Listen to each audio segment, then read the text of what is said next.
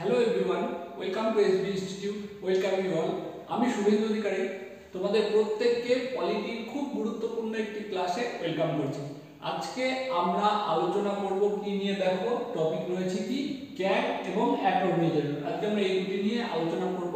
CAG comptroller and auditor general and attorney general, এই দুটি বিষয় নিয়ে অর্থাৎ ভারতীয় সংবিধানের এই দুটি পদ নিয়ে কিন্তু আজকে আমরা আলোচনা করব।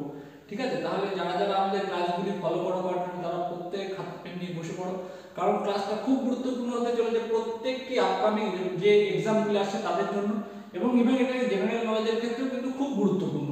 তাহলে বলবো যারা যারা আমাদের চ্যানেলটি কন্টিনিউ দেখো তারা খাতা পেন নিয়ে বসে পড়ো, যে যে ইনফরমেশনগুলো আমরা দেবো সেগুলো কিন্তু তোমরা নোট ডাউন করে নেবে আর কন্টিনিউ ক্লাসটা ফলো করতে থাকো। আর যারা আমাদের চ্যানেলে নতুন তারা অবশ্যই বলবো চ্যানেলটিকে সাবস্ক্রাইব করে নাও এবং পাশে থাকা বেল আইকনটিকে প্রেস করে রাখো, যাতে পরবর্তী যে আপডেটগুলো আসবে সেই আপডেটগুলো আসার সাথে সাথে তোমরা আর কি নোটিফিকেশন পেয়ে যাবে। কারণ আমাদের চ্যানেলে কিন্তু সমস্ত সাবজেক্টের কিন্তু এমনই কনসেপ্টের ক্লাস দেওয়া হয়, শুধু যে কনসেপ্ট তা নয়, কনসেপ্ট প্লাস এমসিকিউ সমস্ত, অর্থাৎ যে তোমার এক্সাম প্রিপারেশনের জন্য যা যা প্রয়োজনীয় তা কিন্তু আমাদের চ্যানেল থেকে সম্পূর্ণ ফ্রি প্রোভাইড করা হয়। সেই জন্য বলবো চ্যানেলটিকে সাবস্ক্রাইব করে রাখো এবং পাশে থাকা বেল আইকনটিকে প্রেস করে রাখো এবং কন্টিনিউ ফলো করতে থাকো এসবি ইনস্টিটিউট। আর যারা আমাদের অফলাইন ব্যাচে ভর্তি হতে চাও তাদের জন্য কিন্তু ফাউন্ডেশন ব্যাচ কিন্তু ইনস্টিটিউটে চলছে। অবশ্যই তোমরা যারা ভর্তি হতে তারা কিন্তু আমাদের এই অফলাইন নাম্বার যে ব্যাচ আছে সেই ব্যাচে ভর্তি হওয়ার জন্য আমাদের ইনস্টিটিউটের দেওয়া নাম্বারে ফোন করে তোমরা কিন্তু নিজেদের অ্যাডমিশন নিয়ে নিতে পারো। তাহলে শুরু করবো আজকের ক্লাস, চলো দেখা যাক। দেখো ক্যাগ ক্যাগ হচ্ছে কি জিনিসটা? ক্যাগ জিনিসটা হচ্ছে কি comptroller and auditor general of India. এই যে ক্যাগের পদটি, এই ক্যাগের পদটি খুব গুরুত্বপূর্ণ একটি পদ। ডক্টর বি আর আম্বেদকরের মতে এই যে ভারতীয় সংবিধানে যতগুলি পদ আছে তার ভিতরে সবচাইতে গুরুত্বপূর্ণ পদ হচ্ছে ক্যাগের পদ। সেটা কার মতে? সেটা হচ্ছে ডক্টর বি আর আম্বেদকরের মতে।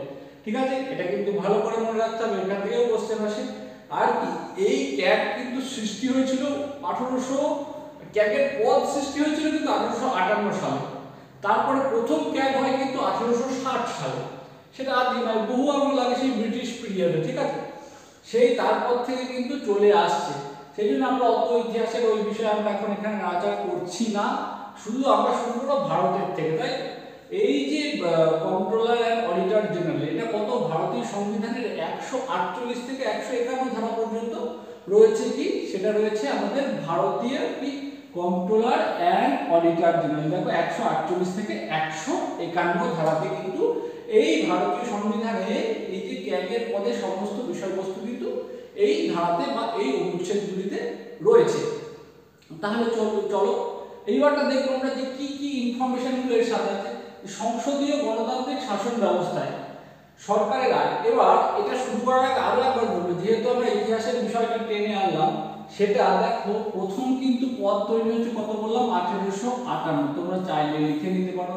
তারপরে আসলো মানে প্রথম কে হলো কিন্তু 1860 কিন্তু প্রথম কি হলো? 1860 প্রথম কিন্তু এই যে ক্যাগ কিন্তু প্রথম হলো আর কি। ঠিক আছে, পদ গঠন হলো কিন্তু 1858। প্রথম ক্যাগ তাহলে 1858 সালে অর্থাৎ 1860 সালে কে ছিলেন? সেটা হচ্ছে কি, সেটা লিখে নিতে পারো তোমরা। সেটা হচ্ছে যে এডমন্ড ড্রামেন। ঠিক আছে, এডমন্ড ড্রামেন নামের একজন ব্যক্তি, যিনি কিনা প্রথম অর্থাৎ 1860 সালে যে আর কি ক্যাগ হয়েছিল তার নাম কি? এডমন্ড ড্রামেন। ক্লিয়ার? অর্থাৎ যখন আর কি ব্রিটিশ ইস্ট ইন্ডিয়া কোম্পানির হাত থেকে ব্রিটিশরা, গুলিয়ে ফেলতে হবে না কিন্তু, ইস্ট ইন্ডিয়া কোম্পানির হাত থেকে ব্রিটিশরা যখন আর কি ভারতের শাসনভার নিয়ে নেয়, ঠিক তখন আর কি এই যে আইনি পদটা সৃষ্টি হয়। ক্লিয়ার? সেই থেকেই কিন্তু চলে আসছে। চলো এইবারটা আমরা দেখব। তাহলে দেখো বলছে গণতান্ত্রিক শাসন ব্যবস্থায় সরকারের খুব গুরুত্বপূর্ণ জায়গা আয় ব্যয়ের হিসাব পর্যালোচনা পরীক্ষার জন্য এই কর্তৃপক্ষের প্রয়োজন অনুভূত হয়। ঠিক তখন যখন আর কি ব্রিটিশ ইস্ট ইন্ডিয়া কোম্পানির হাত থেকে ব্রিটিশরা আর কি যে আর কি মানে তাদের আর কি শাসনভার নিয়ে নিয়েছিল, সেই জন্য তখনই কিন্তু, কারণ অল অ্যাবাউট কিন্তু একটা কথা আছে না, অল অ্যাবাউট মানি, সেই সমস্ত আর্থিক বিষয় যাতে সমস্ত কিছুর হিসেব যাতে একদম পরিষ্কার পরিচ্ছন্ন থাকে, সেই জন্যই কিন্তু এই পদটা অর্থাৎ আর্থিক বিষয় সমস্ত বিষয় হিসেব করার পদই হচ্ছে কি ক্যাগ। ক্লিয়ার? বা এক কথায় তোমরা কিন্তু মনে করতে পারো যে সরকারি তহবিলের হিসেব রক্ষক বলতে পারো। ঠিক আছে, হিসেব পরীক্ষক বলাটা আমার ঠিক হবে, যে অর্থাৎ সরকারি তহবিল থেকে যারাই অর্থ মানে ব্যয় করে, এক কথায় মনে রাখবে ক্যাগের বিষয়টা কি সরকারি তহবিল বা একত্রিত তহবিল থেকে বা কনসলিডেটেড তহবিল থেকে যারা যারা অর্থ ব্যয় করে তাদের সমস্ত কিছুর হিসাব পরীক্ষার দায়িত্ব থাকেই ক্যাগে। ক্লিয়ার? চলো এইবারটা দেখবো কি সংসদীয় গণতান্ত্রিক শাসন ব্যবস্থায় সরকারের আয় ব্যয়ের হিসেব পর্যালোচনা ও পরীক্ষার জন্য এই কর্তৃপক্ষের প্রয়োজন অনুভূত হয়। পরিষ্কার হয়েছে? এই পদটি ব্রিটিশ সংবিধান থেকে অনুকরণ করা হয়েছে। তাহলে ভারতীয় সংবিধানে এই পদটি কোথা থেকে অনুকরণ করা হয়েছে? সেটা হচ্ছে যে কোথা থেকে? ব্রিটিশ বা ব্রিটেনের সংবিধান থেকে। গুরুত্বপূর্ণ জায়গা। তারপরে কি ডক্টর বি.আর. আম্বেদকর, যেটা আমি প্রথমেই বলেছি ক্লাস শুরুর, এই পদটি সংবিধানের গুরুত্বপূর্ণ পদ বলে অভিহিত করেছেন। তাহলে যদি বলে আম্বেদকরের মধ্যে সংবিধানের সবচাইতে গুরুত্বপূর্ণ পদ কোনটি, তাহলে কিন্তু আমাদের বলতে হবে সেটা হচ্ছে যে ক্যাগ বা কন্ট্রোলার অ্যান্ড অডিটর জেনারেলের পদটি। চল তারপরে বলছে এই পদ থেকে অবসর নেওয়ার পর অন্য কোনো সরকারি পদে অংশগ্রহণ করা যায়। এই পদ থেকে এই পদ থেকে অবসর নেওয়ার পরে কিন্তু আর অন্য কোনো সরকারি পদ গ্রহণ করা যায় না। ঠিক আছে? আরেকটা জিনিস বলে দেব, এই যে ক্যাগের পদকে কিন্তু সরকারি কোনো কর্মচারী পদ হিসেবে কিন্তু ধরা হয় না। ঠিক আছে? আর ক্যাগের কি সমতুল্য? ক্যাগ কিন্তু একটা সুপ্রিম কোর্টের একজন বিচারপতির সমতুল্য আর কি যোগ্যতা থাকে, এবং তাকে কিন্তু সেই মর্যাদায় কিন্তু দেওয়া হয়, এবং তাকে অবসরও কিন্তু মানে তাকে অপসারণ যদি কোনো কারণে করা হয়, তাকে কিন্তু সুপ্রিম কোর্টের কি বিচারপতিদের যেভাবে অপসারণ করা হয় সেই পদ্ধতি অবলম্বনই কিন্তু করা হয়। এটা কিন্তু তোমাদের মনে রাখতে হবে। ঠিক আছে? চলো তারপরে দেখো বলছে নিযুক্তি। এই যে ক্যাগের নিযুক্তি করে যে নিযুক্তি কিন্তু 148 ধারা আমরা প্রথমেই দেখেছি কি রাষ্ট্রপতি নিযুক্ত করেন, তাই তো? 148 ধারায় ক্যাগকে নিযুক্ত করেন কে? রাষ্ট্রপতি। এই যে ক্যাগের বিষয়টা কি controller and auditor general. Clear? দেখো এবার দেখো আমরা কার্যকাল কত। কার্যকাল হচ্ছে কি 6 বছর মেয়াদে যুক্ত হন, 65 বছর পর্যন্ত পদে অধিষ্ঠিত থাকে। এই জায়গাটা অনেকে তোমরা বুঝতে ভুল করো যে 6 বছরে অধিষ্ঠিত হন আবার 65 বছর পর্যন্ত। এই যে দুটি বিষয় 6 বছর কি কি দেখো, এই যে 65 বছর পর্যন্ত পদে অধিষ্ঠিত হবে আর 6 বছর যদি বলে তাদের চাকরির মেয়াদ কি, তাদের চাকরির মেয়াদ 6 বছর অথবা 65 বছর। এই যে এবার এই যে 6 বছর আর 65 বছর, এই দুটি জিনিসের ভিতরে তার চাকরিকালীন সময়ে যে বিষয়টি আগে আসবে সেটাই কিন্তু হবে তার চাকরির মেয়াদ। যদি কোনো কারণে তার সে চাকরি অবস্থায় 3 বছর চাকরি করতে করতে 3 বছর এই ক্যাগের পদে থাকতে থাকতে তার বয়স 65 হয়ে যায়, তাহলে কিন্তু সে আর কি হয়ে যাবে, তাকে অবসর নিতে হবে। এবার তার হয়তো বয়স 65 হয়নি কিন্তু তার চাকরির মেয়াদ 6 বছর হয়ে যাচ্ছে, তাহলেও কিন্তু তাকে অবসর নিতে হবে। এই দুটি জিনিস কিন্তু খুব ভালো করে বুঝে নিতে হবে। বেতন কনসলিডেটেড তহবিল থেকে একত্রিত তহবিল বা সঞ্চিত তহবিল থেকে কিন্তু কি হয় এই মানে ক্যাগের আর কি বেতন কিন্তু দেওয়া হয় কনসলিডেটেড তহবিল বা একত্রিত তহবিল থেকে। তোমরা দেখেছো প্রিভিয়াস ক্লাসে যেটা আমি তহবিলের ক্লাস করেছিলাম, সেই ক্লাসটাতে কিন্তু আমরা বলে দিয়েছিলাম যে কনসলিডেটেড তহবিল থেকে কাদের বেতন আর কি দেওয়া হয়। ঠিক আছে? সেটা কিন্তু আমি তহবিলের ক্লাসে কিন্তু তোমাদের বলে দিয়েছিলাম। ঠিক আছে? তারপরে দেখো, তারপরে ক্যাগের ক্ষমতা এবং কার্যাবলী নিয়ে আমরা এবার আলোচনা করব। ক্যাগের ক্ষমতা কি কি? ক্যাগের ক্ষমতার বিষয় কি করতে গেলে আমাদের প্রথমে মনে রাখতে হবে ভারতের কত 1971, অর্থাৎ এই যে 1971 অ্যাক্ট, এই অ্যাক্টের মাধ্যমে কিন্তু ক্যাগ কি করেছিল, এই অ্যাক্টের মাধ্যমে যে ভারত সরকার কি করেছিল, এই যে সংবিধিবদ্ধ তো করেছিল সেটা কিন্তু কত সেটা আছে কিন্তু 1971 সালে কি করেছিল ক্যাগকে সমস্ত রকম পাওয়ার ফাংশন এবং সার্ভিসেস কিন্তু তারা কিন্তু এই আইনের মাধ্যমে কিন্তু ভারতীয় সরকার কিন্তু বলে দিয়েছিল। ক্লিয়ার? চলো এবার কি কি দেখে নেব। ক্যাগের ক্ষমতা সম্পর্কে ভারতীয় সংবিধানের 149 ধারায় রয়েছে। তোমরা দেখেছো ক্যাগে দেখো লেখা রয়েছে 145 থেকে 151 ধারায় কিন্তু রয়েছে ক্যাগের পদটি। আর কি 149 ধারায় বিস্তারিত বিবরণ রয়েছে। আর যদি বলে কোন আইনে ক্যাগের ক্ষমতা দেওয়া হয়েছে, তাহলে কিন্তু আমাদের বলতে হবে কত 1971 সালে। ঠিক আছে, তারপরে দেখো ক্যাগের রিপোর্ট জমা দেয়, ক্যাগ রিপোর্ট জমা দেয় কোথায়? রাষ্ট্রপতির কাছে, তাই তো? এই যে ক্যাগ কিন্তু যে ভারতীয় সরকারের যাওয়া, অর্থাৎ এক কথায় আমি তোমাদের বলে দিয়েছি কি যে ভারতীয় সংবিধানের মানে সরি যে তহবিল, অর্থাৎ একত্রিত তহবিল বা সঞ্চিত তহবিল বা সমন্বিত তহবিল থেকে যে অর্থ ব্যয় হয়, সেই অর্থ যে ব্যয় করবে, ঠিক আছে, সেই ব্যয়ের হিসেবে কিন্তু ক্যাগ করতে পারবে। বোঝা গেল? এটা মনে রাখতে হবে। এবার তার জন্য তোমাদের আমাদের তহবিলের ক্লাসটা দেখতে হবে, সঞ্চিত তহবিল থেকে কারা কারা আর কি করে অর্থ ব্যয় করতে পারে। ক্লিয়ার?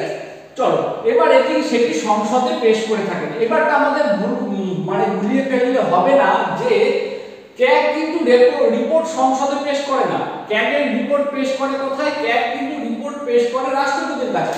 রাষ্ট্রপতি সেই বিষয়টা কি করে? সেই রিপোর্ট সংসদের উভয় পক্ষে পেশ করার দায়িত্ব নেন, ঠিক আছে, সেটা কিন্তু তার কাজ। সে রাষ্ট্রপতির কোনো পক্ষে কোনো প্রতিনিধি আর কি করবে, সেই রিপোর্ট পেশ করতে পারে। আর একটা খুব গুরুত্বপূর্ণ বিষয় ক্যাগের বিষয়ে, এই যে ক্যাগের বিষয় নিরীক্ষণ করেন কে? জেনারেলি কিন্তু নিরীক্ষণ করেন কিন্তু কি ক্যাগ, যে সংসদীয় কমিটি, যে কি পাবলিক অ্যাকাউন্টস কমিটি, অর্থাৎ যে পাবলিক অ্যাকাউন্টস কমিটি, সেই কমিটি নিয়ে কিন্তু আমরা পরবর্তী ক্লাসে তোমাদের দিয়ে দেবো, সমস্ত সংসদীয় কমিটি নিয়ে একটা ক্লাস থাকবে, সেটা তোমরা ফলো করবে। প্যাগ কি? প্যাগ হচ্ছে যে পাবলিক অ্যাকাউন্টস কমিটি, অর্থাৎ এই প্যাগটি কিন্তু ears and eye of CAG বলা হয়। ঠিক আছে, ক্যাগকে কি বলা হয়? ক্যাগকে বলা হয় ears and eye of CAG, অর্থাৎ ক্যাগের রিপোর্টকে পরীক্ষা করার দায়িত্ব থাকে কার, বা একমাত্র ক্ষমতা থাকে প্যাগের হাতে, অর্থাৎ পাবলিক অ্যাকাউন্টস কমিটির হাতে কিন্তু শুধুমাত্র এই যে ক্যাগের রিপোর্ট পরীক্ষা নিরীক্ষা করার দায়িত্ব থাকে। আর অপসারণের বিষয়টা আমি প্রথমেই বলে দিয়েছি যে ভারতীয় সুপ্রিম কোর্টের মানে যারা কি বিচারক, তাদের সমান কিন্তু তাদের পদাধিকার, সেই জন্য কিন্তু তাদের অপসারণের জন্য কিন্তু কি বিশেষ সংখ্যাগরিষ্ঠতা প্রয়োজন হয়, উভয় পক্ষের পার্লামেন্ট উভয় পক্ষের বিশেষ সংখ্যাগরিষ্ঠতা প্রয়োজন হয়। এবং কি তারা কি জন্য মানে অপসারণ করতে পারে? তারা যদি কোনো কারণে সংবিধান লঙ্ঘন বা অসদাচরণের কারণে কিন্তু তাদেরকে অপসারণ করা যায়। পরিষ্কার হিসেব, তাহলে কি কারণে একজন ক্যাগকে অপসারণ করা যায়? সংবিধান লঙ্ঘন বা অসদাচরণের কারণে কিন্তু তাকে অপসারণ করা যায়। ঠিক আছে, এবার কি সংসদে কিন্তু তার জন্য বিশেষ সংখ্যাগরিষ্ঠতার প্রয়োজন হয়। ক্লিয়ার? চলো তারপরে নেক্সট দেখো অ্যাটর্নি জেনারেল। অ্যাটর্নি জেনারেল কি? অ্যাটর্নি জেনারেল নিয়ে আমরা আলোচনা করব। অ্যাটর্নি জেনারেল হচ্ছে যে ভারতীয় সংবিধানের সবচেয়ে গুরুত্বপূর্ণ পদই হচ্ছে অ্যাটর্নি জেনারেল। ক্লিয়ার? তারপরে দেখো অ্যাটর্নি জেনারেল কত ধারায় রয়েছে আমাদের দেখে দেব। ভারতীয় সংবিধানের কত ধারায়? ভারতীয় সংবিধানের 76 ধারায় বর্ণিত এই পদটি, এক কথায় যে কি ভারতীয় সংবিধানের 76 ধারায় বর্ণিত রয়েছে অ্যাটর্নি জেনারেলের পদ। অ্যাটর্নি জেনারেল কি? অ্যাটর্নি জেনারেল হচ্ছে ভারতীয় সংবিধানের সর্বোচ্চ আইনি পদ। এক কথায় মনে রাখতে হবে যে ভারতীয় সংবিধানের সর্বোচ্চ আইনি পদ কি? সেটা হচ্ছে অ্যাটর্নি জেনারেলের পদ। খুব সহজে কিন্তু আমাদের এটা মনে রাখতে হবে। আর কি এই পদটি, যা ভারতের সর্বোচ্চ আইনি পদ হিসেবে পরিচিত, সরকারকে আইনি পরামর্শ দেওয়া এবং সরকারের প্রতিনিধিত্ব করা হচ্ছে এর প্রধান কাজ। এবার সরকারের প্রতিনিধিত্ব করা কোথায়? সেটা হচ্ছে কোন রকম মামলার ক্ষেত্রে, যেহেতু এটা আইনি পদ, সেই জন্য কিন্তু কি সরকারের পক্ষে সওয়াল করা, প্রতিনিধিত্ব করাই কিন্তু অ্যাটর্নি জেনারেলের কাজ। কি আর কিন্তু সে কোন কাজটা করতে পারে? সে কিন্তু সরকারের বিরুদ্ধে কোনো সওয়াল করতে পারে না। এইবারটাই অ্যাটর্নি জেনারেলের সম্পর্কিত যাবতীয় ইনফরমেশন যা আছে সেগুলো কিন্তু আমরা পরের স্লাইডে দেখে নেব। চলো কি কি যোগ্যতা বলতে গেলে আমাদের কি বলছি যে রাষ্ট্রপতির মতে, এখানে অ্যাটর্নি জেনারেলের যোগ্যতা থেকে কিন্তু বহু কোশ্চেন আসে, কারণ এটা কিন্তু খুব জটিল একটা জায়গা। কি বলছি? রাষ্ট্রপতির মতে একজন বিশিষ্ট আইনজ্ঞ হতে হবে, পরিষ্কার। তারপরে দেখো কি হতে হবে? 5 বছর কি হাইকোর্টের বিচারপতি, 5 বছর হাইকোর্টের বিচারপতি থাকতে হবে, বা অবলিক দেওয়া হয়েছে দেখো ভালো করে, 10 বছর কি করতে হবে? হাইকোর্টের অ্যাডভোকেট থাকতে হবে, অর্থাৎ অথবা 5 বছর হাইকোর্টের বিচারপতি থাকতে হবে, অথবা 10 বছর হাইকোর্টের অ্যাডভোকেট বা উকিল থাকতে হবে। নাগরিক হতে হবে। ক্লিয়ার? তাহলে কোন কোন জিনিস দেখো, রাষ্ট্রপতির মতে একজন বিশিষ্ট আইনজ্ঞ হতে হবে, আর কি করতে হবে 5 বছর হাইকোর্টের বিচারপতি হিসেবে নিযুক্ত থাকতে হবে, আর কি অথবা 10 বছর কি হাইকোর্টের অ্যাডভোকেট হিসেবে নিযুক্ত থাকতে হবে, তবেই কিন্তু সে কিন্তু কি এজি বা অ্যাটর্নি জেনারেল হিসেবে কিন্তু সে নিযুক্ত হতে পারবে, তার জন্য কিন্তু সে যোগ্য হবে। এই যে কার্যাবলী এবং ভাতা, অ্যাটর্নি জেনারেলের কার্যাবলী কিন্তু প্রচুর, কারণ কি অ্যাটর্নি জেনারেল একটা খুব গুরুত্বপূর্ণ পদ, সরকারি আইনি পদ, সরকারের হয়ে যাবতীয় ক্ষেত্রে কিন্তু প্রতিনিধিত্ব করতে পারে, এবং কি সে কিন্তু যে তার ভোট দানের ক্ষমতা না থাকলেও কিন্তু সে কি করে, সে কিন্তু সংসদের যে কোনো পক্ষে কিন্তু মানে আর কি যে কোনো আলোচনায়, যেমন জয়েন্ট সিটিং বলতে পারে, সেখানেও কিন্তু সে বসতে পারে, এবং সরকারের পক্ষে কিন্তু সে সওয়াল করতে পারে, অর্থাৎ সওয়াল জবাব করতে পারে, এবং কি কোনো অনুমতি ছাড়াই কিন্তু সে কি যে কোনো রকম মামলায় কিন্তু সে কি করতে পারে, সওয়াল করতে পারে। ঠিক আছে, ভারতের যে কোনো মামলাতে। ক্লিয়ার? আর কি কিন্তু তার একটা ব্যতিক্রম আছে, সে কিন্তু সরকারের বিরুদ্ধে কোনরূপ সওয়াল করতে পারে না। ক্লিয়ার? এটা হচ্ছে। আর ভাতা এবং বেতন কিন্তু কোথা থেকে দেওয়া হয়, তার বেতন এবং ভাতা কিন্তু ভারতীয় কি কনসালটেটিভ তহবিল থেকে দেওয়া হয়, সেটা কিন্তু আমি তহবিলের ক্লাসে বলেছিলাম। এই যে অধিকার এবং সীমাবদ্ধতার বিষয়টা আমি যেটা বলে দিলাম, তাদের অধিকার কি, তারা কিন্তু ভারতীয় সরকারের বিরুদ্ধে কিন্তু কোনরূপ কথা বলতে পারে না, অর্থাৎ বিরুদ্ধে কিন্তু সওয়াল করতে পারে না, তাদের পক্ষে কিন্তু সমস্ত রকম আইনি স্টেপ কিন্তু আর কি সওয়াল করতে পারে। ঠিক আছে, এবার অ্যাটর্নি জেনারেল ক্ষমতার যে ডিটেইলস যেগুলো আছে, ইনফরমেশনগুলো আমরা দেখে নেব কি কি আছে। চলো দেখি। বলছে সরকারের প্রধান আইনি পরামর্শ দেয়া, রাষ্ট্রপতি কর্তৃক যাবতীয় আইনি দায়িত্ব, অর্থাৎ সরকারের প্রধান আইনি পরামর্শদাতা যদি বলা হয় কে, তাহলে কিন্তু তোমাদের উত্তর কি করতে হবে, অ্যাটর্নি জেনারেল। এবং কি রাষ্ট্রপতি কর্তৃক কি অর্পিত যাবতীয় আইনি দায়িত্ব, অর্থাৎ রাষ্ট্রপতি, অর্থাৎ যেহেতু আমরা প্রথমেই আলোচনা করেছি কি দেশের সর্বোচ্চ আইনি পদই হচ্ছে অ্যাটর্নি জেনারেল, তেমনি একজন দেশের প্রথম প্রতিনিধি হচ্ছে রাষ্ট্রপতি, সেই জন্য কি রাষ্ট্রপতির দ্বারা অর্পিত সমস্ত আইনি কার্যবলীও কিন্তু পালন করতে হয় কাকে, এই অ্যাটর্নি জেনারেলকে।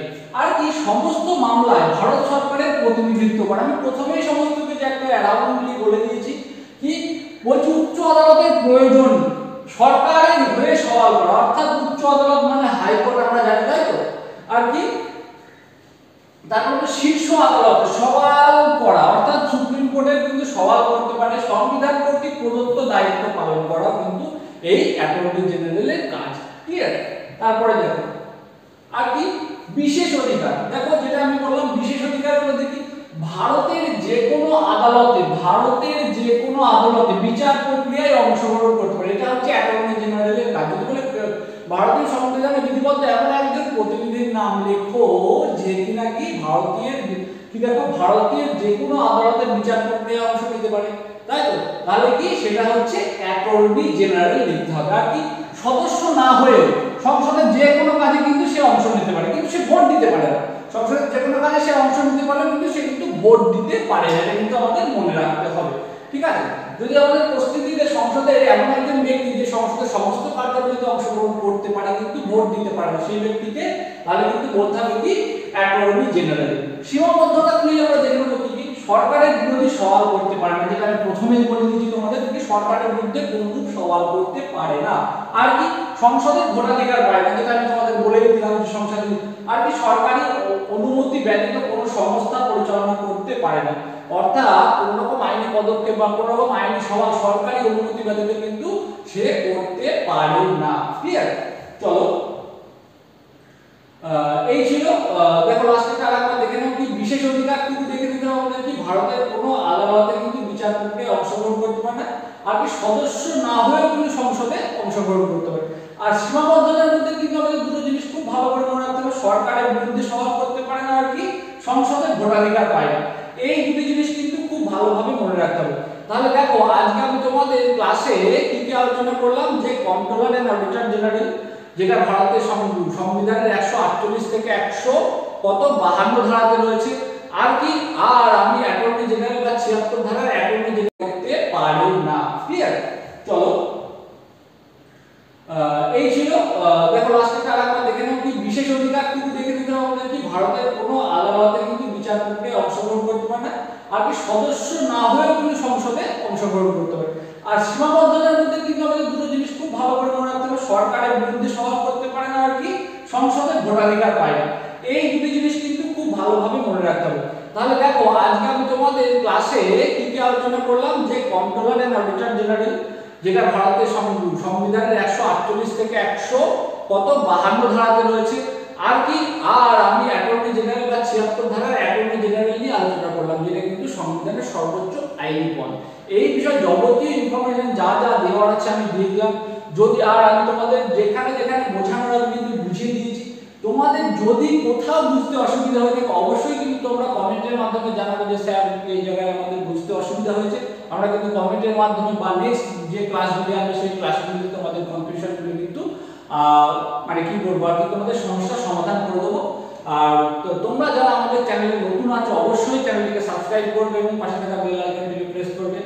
আর যারা আমাদের চ্যানেলটি দেখছো অর্থাৎ আমাদের চ্যানেলের ভিডিও যদি ভালো লেগে থাকে তাহলে তোমরা প্রচুর শেয়ার করো এবং লাইক করো এবং কমেন্ট করে জানাও। কারণ তোমাদের মানে তোমরা যদি হেল্প না করো তাহলে কিন্তু আমরা এগোতে পারবো না। আর তোমাদের জন্য এই ফিউচারে আমরা আশা করবো তোমরা যদি সাথে থাকো এবং আমরা কিন্তু ফিউচারে তোমাদের জন্য কিন্তু লাইভ ক্লাস নিয়ে আসবো, যেই ক্লাসের মাধ্যমে কিন্তু তোমরা কিন্তু ডাইরেক্ট আমাদের সাথে ইন্টারাকশন করতে পারবে সম্পূর্ণ ফ্রিতে। তাহলে চলো প্রচুর শেয়ার করো, লাইক করো, কমেন্ট করো যদি আমাদের ক্লাসগুলি ভালো লেগে থাকে। তাহলে দেখা হচ্ছে পরবর্তী ক্লাসে। টিল দেন তোমরা নিজেদের প্রস্তুতি চালিয়ে যাও। Thank you for watching.